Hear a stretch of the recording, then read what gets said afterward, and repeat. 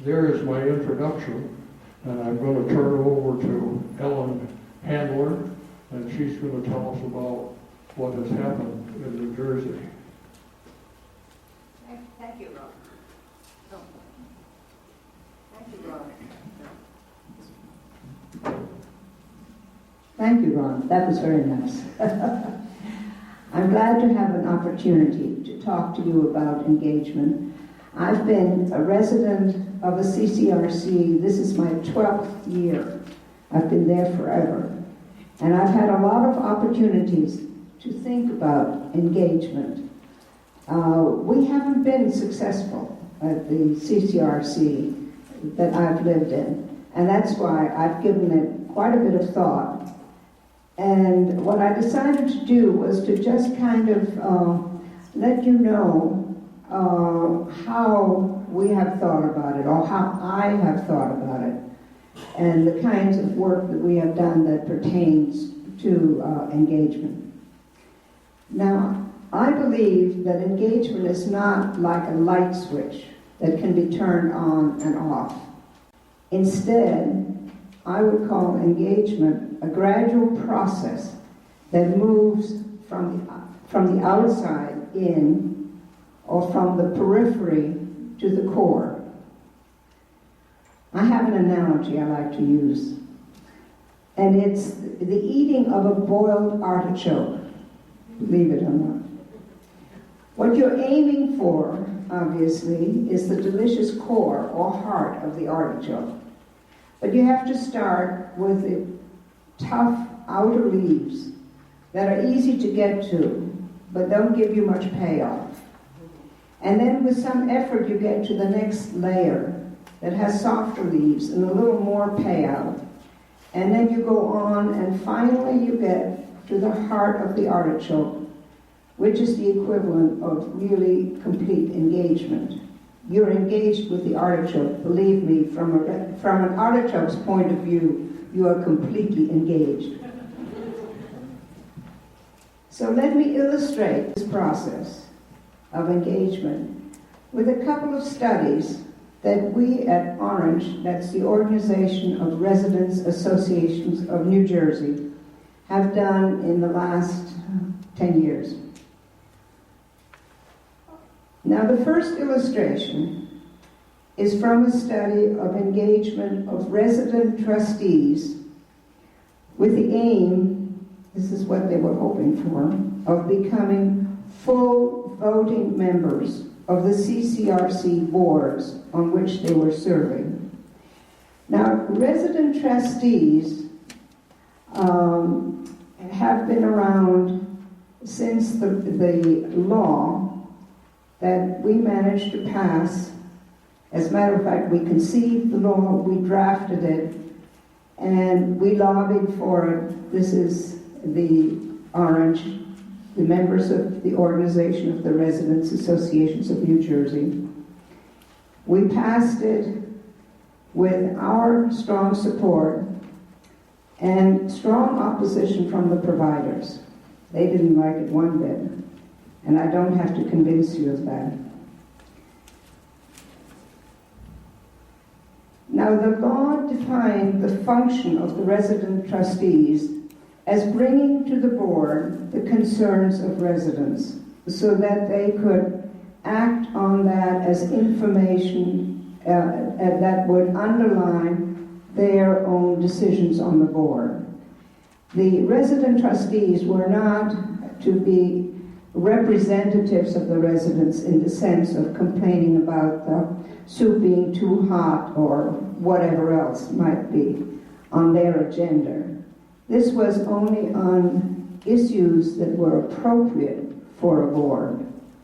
And at that point, they were to be full voting members taking part in the decisions of the board and bringing the concerns of the residents to the board for their consideration.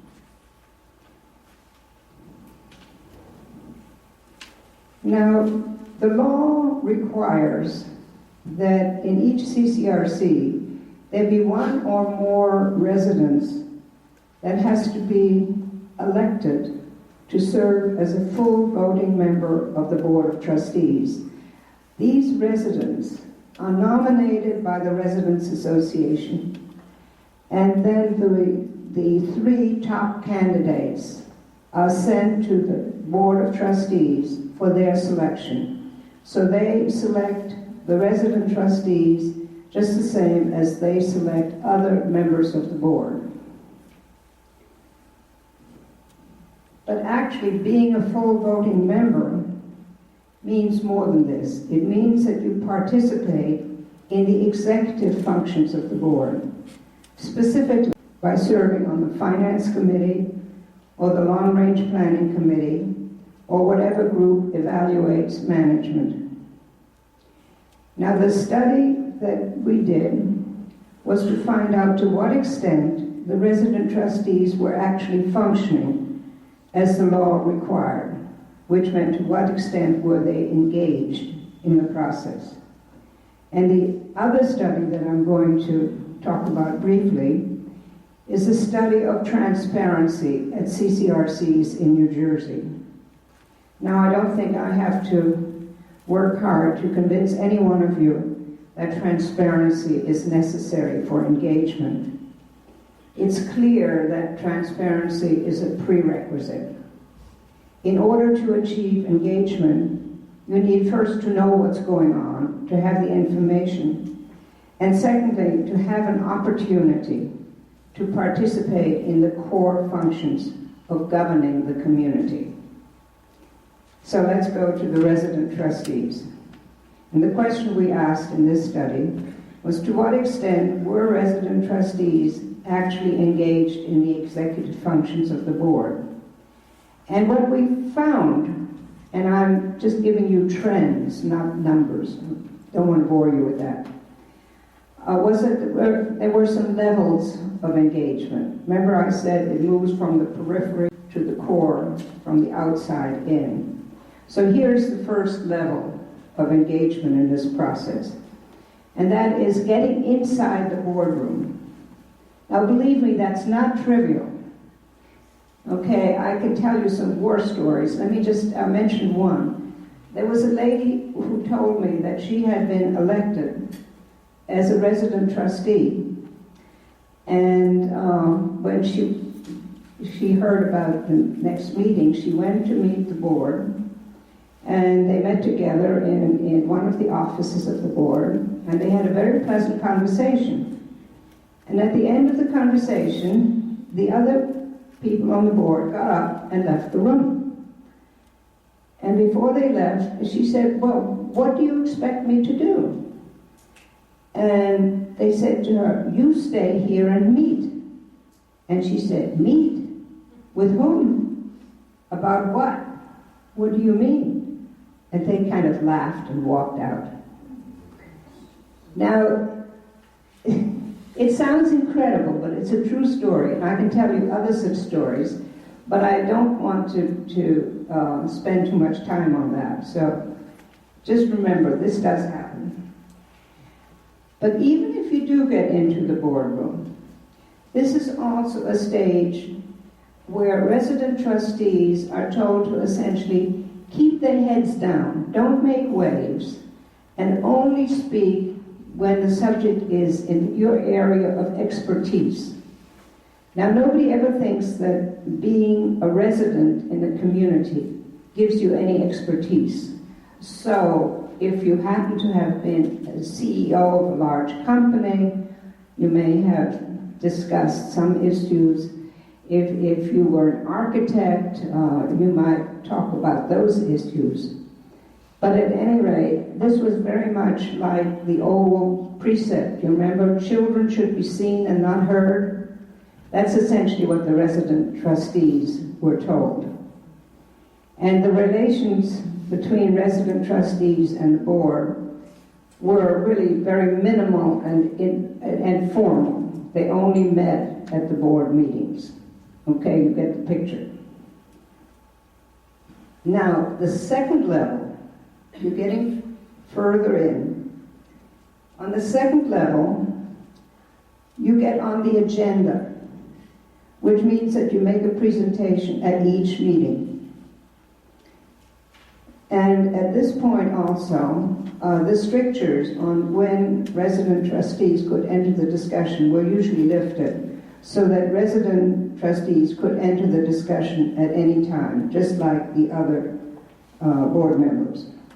Now, some resident trustees may even have been assigned to serve on board committees, but they tended to be peripheral committees, such as committees on conferences, committees on philanthropy, a lot of committees that did not have anything to do with the executive functions of the board.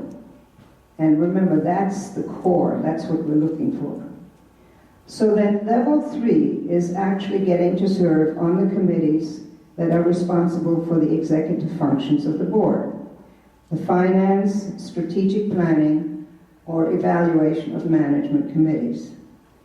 And this is what even our regulator said they define as serving as a full voting member. They said otherwise you're really not a full member of the board. Now, at this final stage, the relations with the board usually become much more informal. They communicate outside of meetings with telephone calls, emails, one-on-one meetings, just like they do with other board members. Now, not every CCRC reaches level 3. As a matter of fact, study, we found that only about half ever reached anywhere close to level 3 and took part in executive functions.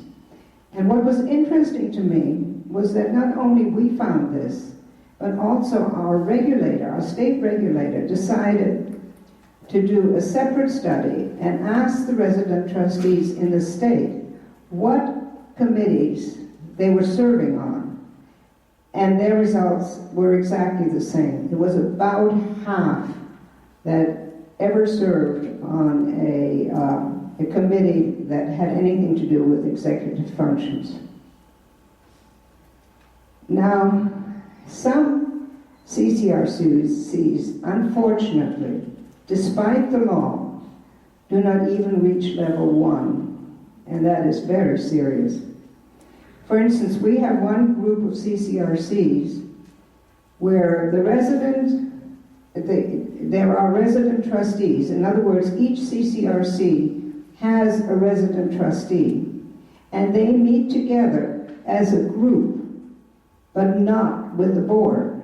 They meet separately, despite the law. Now, what they do is they meet as a group at one of the CCRCs, and there are representatives on the parent board who come and tell them what the board has decided. And they entertain questions from the group, and there is some back and forth. And it's a very pleasant occasion, but it has absolutely nothing to do with the executive functions of the board. So it is a problem for us, but it's one that we haven't been able to do much about. And maybe you have some ideas. All right, the other is the study of transparency. Now, this was in fact a follow-up on a study we had done 3 years earlier, which was a much bigger study of transparency, where we found a generally disappointing level of transparency and wide differences between the communities. We thought at one point that it might have something to do with the size of communities. And that was a hypothesis, but if it had to do with size, it should have been the same 3 years later, and it wasn't. We didn't see any differences by size of community. So what I'm talking to you about are the levels of transparency, especially where we had seen improvement, the levels where we had seen improvement from the first study to the second. Now, the improvement was primarily in disclosure, which we call level 1, and which is the easiest to do. In other words, more communities made the IRS Form 990 available to anybody who wanted it, more or less. And the annual report. Some communities have very excellent annual reports, and they were available.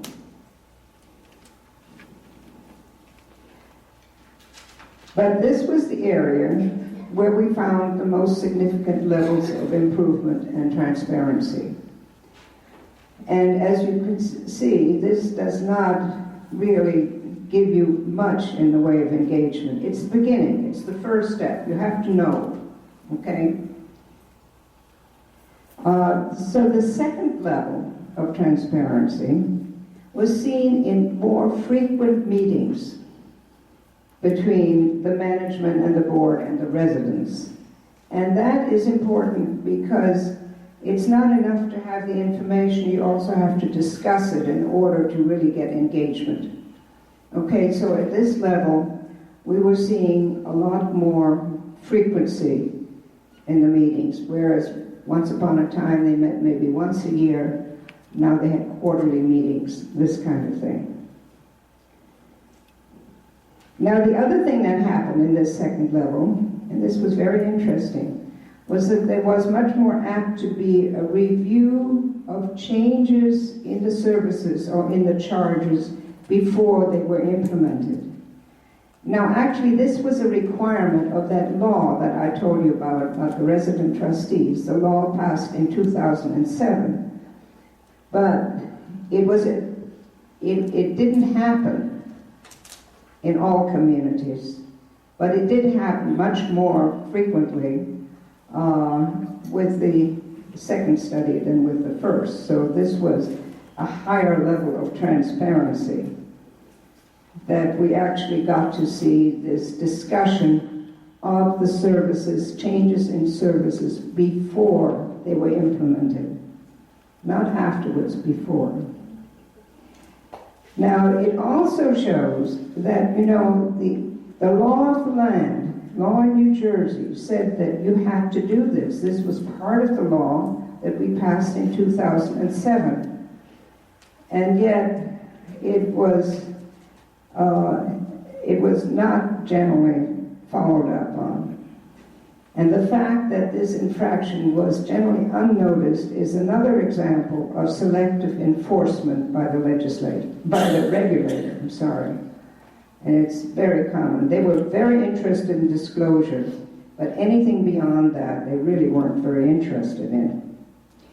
Now, finally, the top level, the residents actually collaborate with management to prepare the budget for the community and to give input for the cost containment programs. Now, most importantly here, the residents participate in preliminary discussions of the budget. So we're not talking about them all sitting around and hearing about the budget in November when it's cast in concrete. We're talking about the beginning phases probably in June, early in the year, when they go to the departments and they say, now what do you need in the budget? And they help to make choices. For instance, do we widen the corridors? Or do we hire another resident services professional? Those are the kind of choices.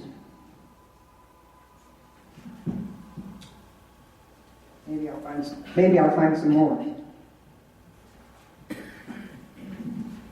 This is also the time when in some communities they make a pre-budget decision such as what percentage increase in fees can the residents afford to pay this year? Now this is another very basic participation in the budget making. And of course the whole budget then has to be in conformance with whatever percentage increase they decide the residents can afford. And they base their decision on the Dow Jones, the inflation indices, the COLA of the Social Security, all kinds of factors. So this is a very important decision, and it's just as basic as the other. Now, what we found was that transparency improvement was far the greatest in that level 1, the easiest one to get to, the disclosure, and least in level 3, participation in cost control and in early budget decisions. Very few communities ever really reached the level 3. It was discouraging, but we keep hoping. Therefore, engagement of residents in policy decisions and implementation varied considerably, and few achieved full engagement. Now, these studies illustrate the process of engagement as it moves from the easiest level 1, that's equivalent to the tough outer layers of the artichoke, and then it moves through the intermediate layers, which, will give you a little more, but they're still not the complete engagement until you finally get to the third level, which is the equivalent of getting to the heart of the artichoke, which you eat at one gulp. Now, I'm not saying that it's easy to achieve high levels of engagement, but you can always work on the lower levels for a while, and then gradually move toward the core as the opportunities arise. My conclusion is that engagement tends to be slow and bumpy process as it moves from the periphery to the core. But believe me, it's great when it happens. Thank you.